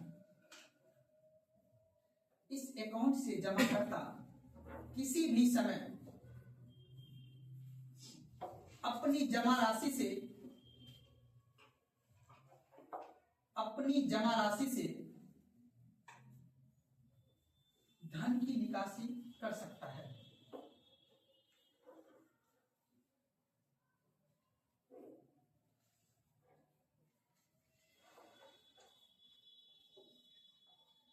धन का निकासी कर सकता है। अगला पॉइंट लिखिएगा, अगला पॉइंट, इस अकाउंट में जमा राशि पर, अगला पॉइंट, इस अकाउंट में जमा राशि पर, इस अकाउंट में जमा राशि पर बैंक,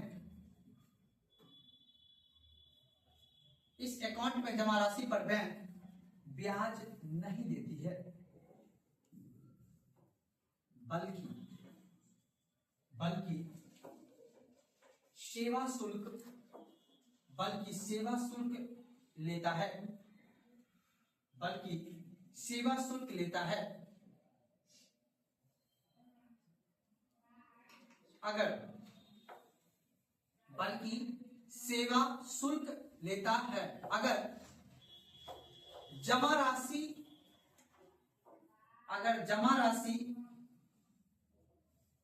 न्यूनतम राशि से कम होता है तो,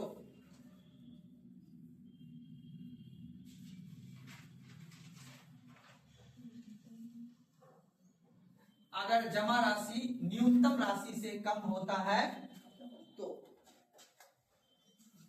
और एक सबसे इंपॉर्टेंट पॉइंट वो लिख लेना है, करेंट अकाउंट में बाबू, अगर हर बैंक अपने अपने हिसाब से, अगर उसके पास कैश है वो कैश दे देगा, लेकिन अधिकतम अगर करेंट अकाउंट से अगर आप रुपया निकालेगा तो चेक के माध्यम से ही आपका रुपया निकलेगा।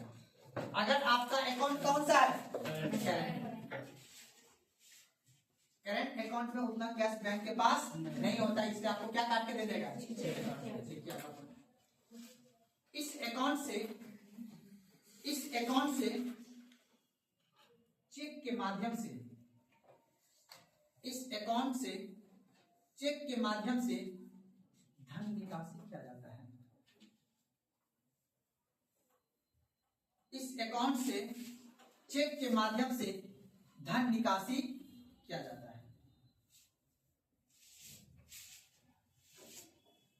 लिखिएगा फिक्स डिपॉजिट अकाउंट, उसी का दूसरा नाम है टाइम डिपॉजिट अकाउंट,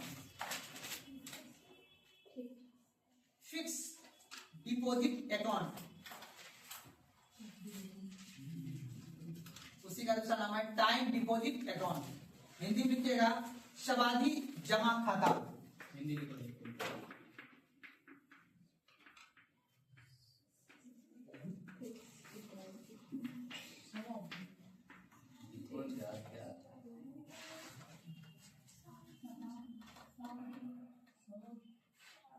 शाब्दिक मतलब समय। एग्जाम में समाधि का भी लिखता है। देखो एग्जामिनर पे बाबू डिपेंडेंट है, समझो। अब बोर्ड पे आपका ये टर्म जो है सावधि जमा खाता, इसका हिंदी टर्म है, लेकिन आपको बोलचाल में एफडी अकाउंट मिल जाता है, फिक्स डिपॉजिट अकाउंट। इकोनॉमिक्स का कुछ टर्म जो है हिंदी लिखेगा, उसका ब्रैकेट में इंग्लिश भी देता है एग्जामिनर, ठीक है ना। इंग्लिश का हिंदी में लिख देगा। हाँ वही इंग्लिश का हिंदी में ही आपको लिख देगा, देवनागरी में ही इंग्लिश टर्म है पर देवनागरी में लिख के देगा, है ना। जैसे लिख देता है, जैसे मान लो कि अभी हमने अलेक्जेंडर लिखा था तो अलेक्जेंडर लिख के लिख दिया शाब्दिक लिखेगा, लिखेगा। इस अकाउंट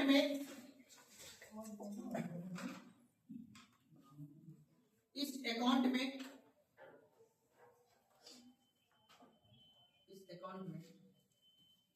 समय अवधि जितनी लंबी होगी, इस अकाउंट में समय अवधि जितनी लंबी होगी, इस अकाउंट में समय अवधि जितनी लंबी होगी, ब्याज दर उतनी ही अधिक होगी।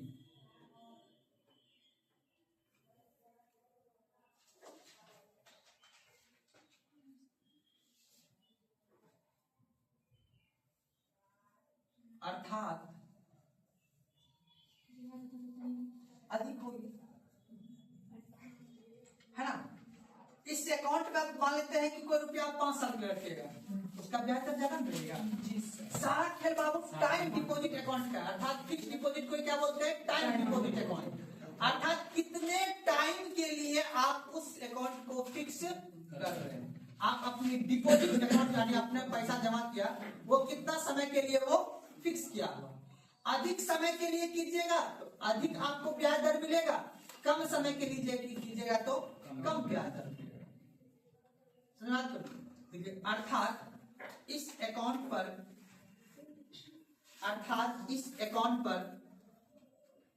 अन्य अकाउंट के अपेक्षा, अर्थात इस अकाउंट पर अन्य अकाउंट के अपेक्षा अधिक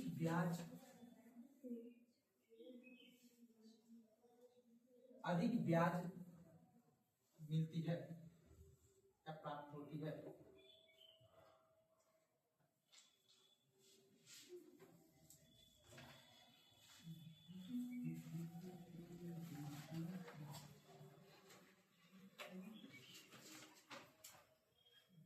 अब लिखिए बाबू, अगला क्या बताते हैं, रेकरिंग डिपॉजिट या उसी को डीडी जो बोलते हैं, रेकरिंग डिपॉजिट।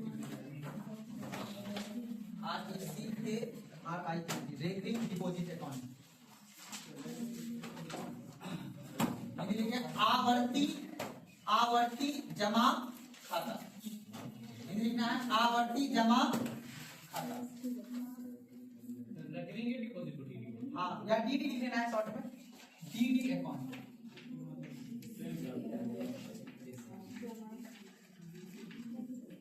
आवर्ती, ठीक है ना, आवर्ती जमा खाता, आवर्ती जमा खाता, आवर्ती जमा खाता।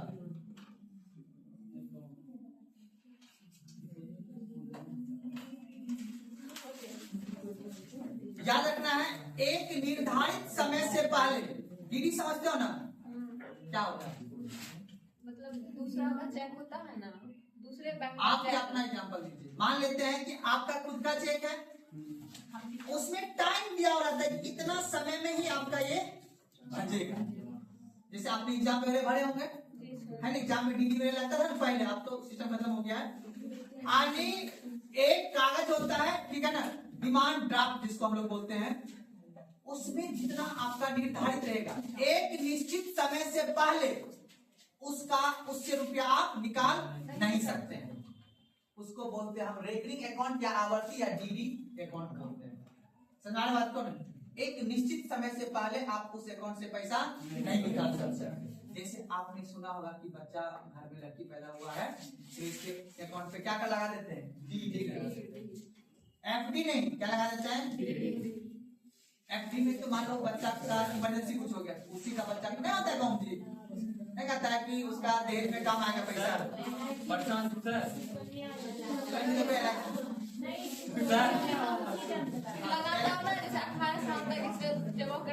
अगर आपने डीडी लगा दिया है, ठीक है ना, तब रुपया नहीं निकलेगा, ठीक है ना। परेशान कुछ अगर बच्चे में इसीलिए ना एफडी में रुपया रखते हैं, डीडी में रखते हैं। एफडी में देखो समझो, मान लो किसी व्यक्ति के नाम से, किसी बच्चे के नाम से अकाउंट में आपने क्या कराया है, एफडी कराया है, तो उसके नॉमिनी में नाम देगा, बच्चे का डेथ हो जाएगा तो एफडी क्या रहेगा, तो उसके नॉमिनी का पैसा उसको। अगर आपने डीडी कर रखा है, जितना समय के लिए आपने किया है, याद रखना है, इससे ज्यादा रुपया इसमें मिलता है इंटरेस्ट दर। समझ बात को ना, अगर आपने डीडी कर दिया और जितना समय पे आपने निर्धारित करा दिया है, उतने समय के बाद ये रुपया निकलेगा, उससे पहले निकालिएगा निकल जाएगा, लेकिन आपको पेनल्टी लगेगा, आपको कोई भी इंटरेस्ट रुपया नहीं मिलेगा। सर जब उससे भी निकाल सकते तो एफडी और डीडी में सब क्या फर्क है? हाँ बिल्कुल सही बात बोले। देखो इसमें क्या होता है कि इसमें आपका एक टाइम निर्धारित कर देते हैं कि हाँ लंबी अवधि में जमा कीजिएगा, इंटरेस्ट दर इसमें ज्यादा रहेगा। इसमें आपका क्या रहता है, एक निर्धारित समय यानी 10 साल के लिए 15 साल के लिए अकाउंट में रुपया जमा किया जाता है। समझ आ रहा है? इसमें क्या है कि हर वित्तीय वर्ष में आपकी रुपया को मतलब कि क्या बोलते हैं, कंपाउंड इंटरेस्ट के दर बढ़ाया जाता है। किसमें एफडी अकाउंट में। वित्तीय समझते हो ना, जैसे मान लो कि एक वित्तीय में आपने रुपया जमा किया और उसी के हिसाब से आपका यहाँ पे काम होगा एफडी रुपया। समझ बात को, इसमें क्या है कि आपको कम पेनल्टी पे आपको रुपया मिल जाएगा। समझ बात को, इसमें जब ज्यादा अत्यधिक पेनल्टी लगता है। समझ बात को, ये लंबी अवधि के लिए रुपया जमा किया जाता है। सर उस दिन क्या बताए थे आप क्या बोली डीडी के बारे में, आज क्या बता रहे हैं? रेकरिंग अकाउंट नहीं, डीडी के बारे में। क्या डीडी बताओ, मतलब दूसरे अकाउंट का रहता है चेक, जैसे वो बताए थे ना। वो भी हो सकता है। एग्जाम्पल कुछ भी आप देखो, मान लो तो हम ऐसे कुछ ले सकते हैं। कुछ भी ऐसा समझो। आप मान लो एग्जाम्पल के लिए, एग्जाम्पल जैसे आपने एसबीआई, ध्यान समझो, आपने डिमांड डिपॉजिट के तहत आपने पैसा को क्या किया, कहीं से आप एग्जाम्पल यह समझना, आपने रेकरिंग यानी पूरा का पूरा एक निश्चित समय के लिए आपने जमा कर दिया रुपया, ठीक है ना। अब आप चाह रहे उस रुपया को निकालने के लिए किसी दूसरे बैंक के माध्यम से, तब यहाँ पे डिमांड ड्राफ्ट के तहत हो जाएगा आपका। मेरी बात को समझे, एक फिक्स एक निर्धारित समय पे अगर आप फिक्स कर दीजिएगा, ठीक है ना, और वो निश्चित समय पे रुपया निकलेगा, तो वो आपका समझिए डीडी का रुपया हो गया, यानी डिमांड ड्राफ्ट का रुपया हो गया ना। निर्धारित समय से पहले वो रुपया नहीं निकल सकता है, लेकिन ये निर्धारित समय से पूर्व भी रुपया ये निकल सकता है। तो फिर सर डीडी को एनडीटीएल में क्यों नहीं ऐड करते हैं? आप देखो, आप डीडी को एनडीटीएल में रुपया इसलिए जमा नहीं काउंट करते हैं, रीजन देखो, एक दिन यहाँ समझना। अब हमको ये बताओ एनडीटीएल में क्या हो गया, अब सब बात समझिए। अब डीडी रुपया एनडीटीएल में टाइम लायबिलिटी हुआ है, क्या हुआ, अब टाइम लायबिलिटी और एक होगा डिमांड लायबिलिटी। तो सरकार यानी कहने मतलब बैंक को उससे ज्यादा प्रॉफिट होता है, किससे, टाइम लायबिलिटी वाला, उससे इंटरेस्ट दर उसको ज्यादा देना पड़ता है और बैंक को प्रॉफिट कम होता है। जो जमा करता होता है उसको प्रॉफिट ज्यादा होता है। इसीलिए कुल देखो एनडीटीएल में तो रोज रुपया कितना जमा हुआ उसको हम जमा करेंगे, ये वाला रुपया को, ये वाला रुपया को, ये वाला रुपया को जमा करते हैं एनडीटीएल के अंतर्गत, ये वाला रुपया को हम जमा उतना नहीं करते। टाइम लायबिलिटी में हुआ फिर डीडी, उस दिन लिखा है डिमांड लायबिलिटी में। किसमें लिखा है डिमांड लायबिलिटी, डीडी को टाइम लायबिलिटी लिखा है बाबू, डिमांड लायबिलिटी में लिखा है। तो समझो, आप फिर से बता दें, यहाँ ध्यान समझना, ऐसे करके देखो, लायबिलिटी दो प्रकार के बताए होंगे, ध्यान समझना। एक कौन सा बाबू, डिमांड लायबिलिटी, और एक कौन से बताए होंगे, टाइम लायबिलिटी। डिमांड लायबिलिटी के अंतर्गत आपका सेविंग अकाउंट और करेंट अकाउंट बता देना, और टाइम लायबिलिटी के अंतर्गत फिक्स एफडी वाला जो है ना, फिक्स और डीडी वाला है ना, नहीं, गवर्नमेंट सिक्योरिटी होता है उसमें। गवर्नमेंट सिक्योरिटी, हाँ ये गवर्नमेंट सिक्योरिटी भी है इसमें, डीडी उसी में लिखा है। डीडी तो आप उसमें लिखवा दिए। डिमांड लायबिलिटी में, टाइम लायबिलिटी में डीडी को लिखिए, ठीक हो सकता है। डिमांड लायबिलिटी नहीं समझे, कहने का मतलब है कि जो फिक्स रुपया जो लंबी अवधि के रहेगा वो कौन सा रहेगा, टाइम लायबिलिटी, एक निश्चित समय जिसमें लग गया वो टाइम लायबिलिटी। इसमें समय का कोई निर्धारण नहीं हो सकता, उसमें अलग एग्जांपल हो जाएगा। तो डीजी जो होगा ना आपका टाइम लायबिलिटी के अंतर्गत होगा। ठीक है सर, बढ़िया है। नहीं समझे, समझे सर, हमको काट के रखना पड़ेगा। कर लेना बस, उस समय बताने में उल्टा पुल्टा लिख दिए होंगे, ठीक है ना। चलिए लिख लीजिए आप,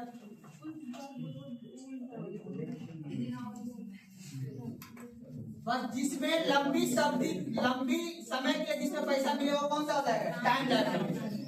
जिसमें समय का कोई निश्चित नहीं हो, जब मन तब चाहे पैसा निकाल सकते हैं, वो क्या होता है, डिमांड, यानी डिमांड जब करे तब पैसा ले सकते हैं, वो डिमांड लायबिलिटी। जिसमें टाइम लगा दे वो टाइम लायबिलिटी। प्रतिभूति या चेक को बनाने में टाइम लगता है, तो प्रतिभूति कौन सा होगा, टाइम लायबिलिटी। चलिए आगे बढ़िए, लिखिए आप इसके अंतर्गत,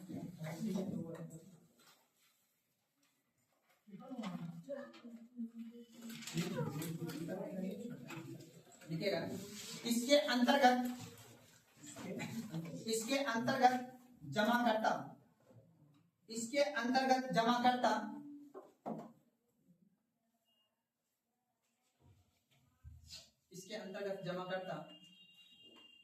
अपने जमा राशि को, इसके अंतर्गत जमाकर्ता अपने जमा राशि को निर्धारित समय से पहले नहीं निकाल सकता है।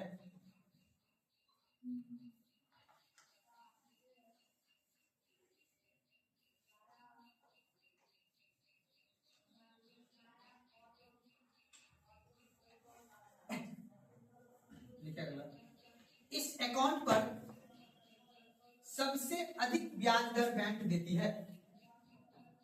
इस अकाउंट पर सबसे अधिक ब्याज दर बैंक देती है।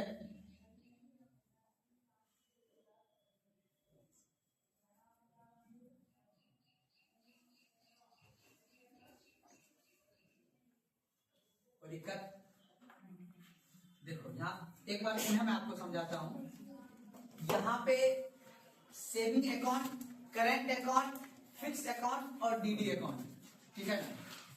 बस अंतर इतना याद रखना है फिक्स अकाउंट और डिमांड डिपॉजिट अकाउंट में कि एक निर्धारित समय से पूर्व इसमें पैसा नहीं निकाला जा सकता है और सबसे सर्वाधिक जो है ऋण उपलब्ध कराया जाता है कहाँ से, मतलब ब्याज दर कहाँ दिया जाता है और उससे कम नहीं सुना आपको। और याद रखना है चेक के माध्यम से, ठीक है ना, चेक के माध्यम से किस अकाउंट से पैसा निकलेगा। इसको हम लोग क्या बोलते हैं, डिमांड लायबिलिटी। अब ये बताइए ब्याज दर कितना दिया जाएगा इसका निर्धारण बैंक करेगी या फिर आरबीआई करेगी, सोच के बताइए। किसको ब्याज दर समझ रहे ना, जमाकर्ता को, जो आपका ग्राहक है अर्थात बैंक का जो ग्राहक है उसकी ब्याज दर निर्धारण बैंक करेगी या फिर आरबीआई करेगी। कितना आदमी ये कहना चाहते हैं कि आरबीआई करेगा, वो है आदमी जो आरबीआई चाहते हैं, लेकिन आरबीआई एक काम करेगी। क्वेश्चन समझे ना, मैंने क्या पूछा, ब्याज का निर्धारण हर बैंक अपना अपना करेगा। आरबीआई मिनिमम और मैक्स करके देगा ना, कि मिनिमम इतना, आरबीआई सिर्फ अपर लिमिट लगा, यही याद रखना, एग्जाम ये पूछेगा। हर बैंक अपने ग्राहक को पहले, लेकिन ऐसा नहीं था, पता पहले आरबीआई करती थी, यानी किस ग्राहक को बैंक कितने पे ऋण देगा, पहले बेस रेट वगैरह नहीं था, प्राइमरी लेंडिंग रेट वगैरह नहीं था, तो इसीलिए यानी किस ग्राहक को कितना ऋण देगा और किस रेट पर ऋण देगा बैंक, इसका भी निर्धारण कौन करता था, आरबीआई।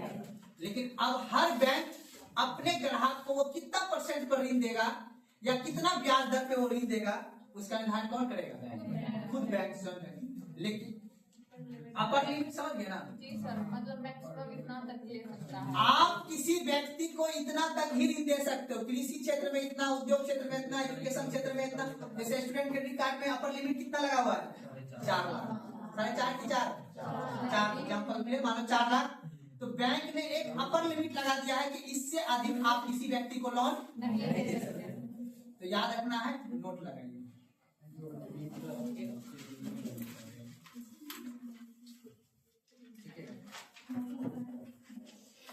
सभी खातों में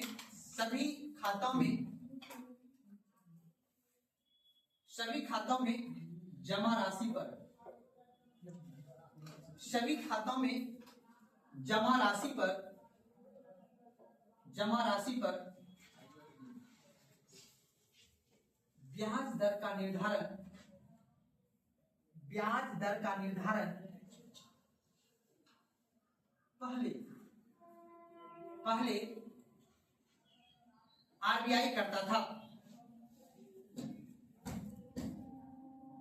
कब से सर? पहले आरबीआई करता था, लिखे ना। किंतु अब स्वयं बैंक करती है।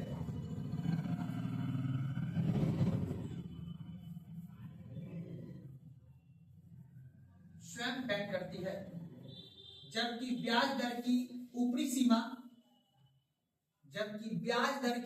सीमा अपर लिमिट जिसको बोलते हैं, जबकि ब्याज दर की ऊपरी सीमा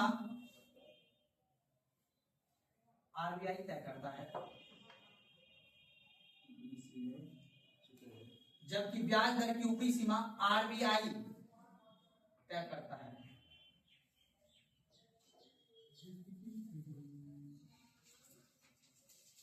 समझ आगे बात को ना।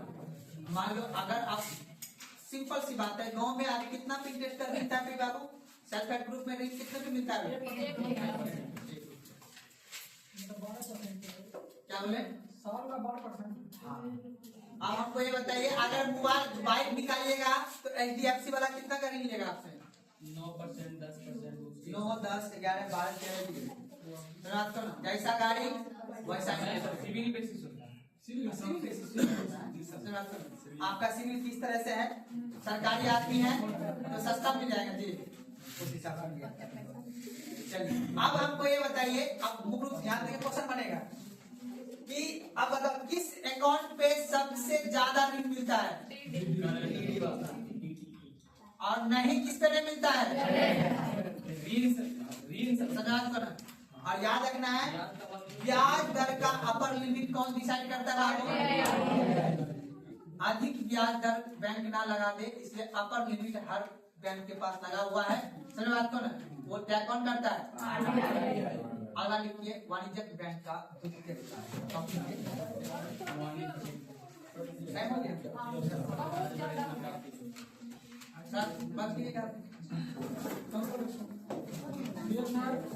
अपर लिमिट यही सबसे बड़ा